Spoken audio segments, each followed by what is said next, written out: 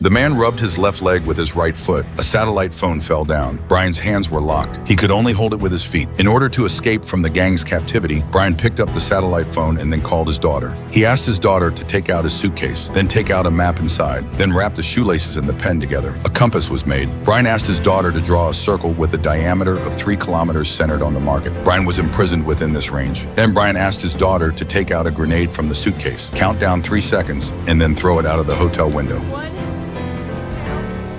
3.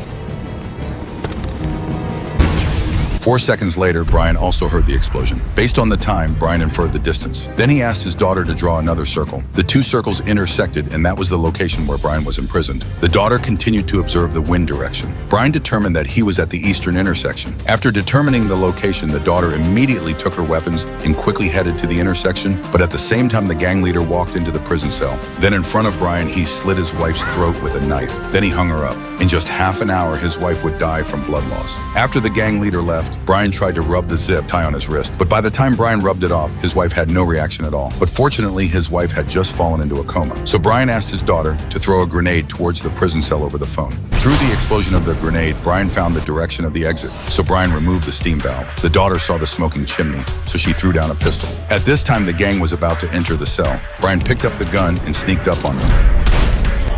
Then Brian groped his way to the gang's lounge and quickly took out everyone. Then Brian headed towards his daughter. At this time, the daughter had been discovered by the gang. The gang was about to pull the trigger. Fortunately, Brian saved her. Just like that, Brian rescued his family.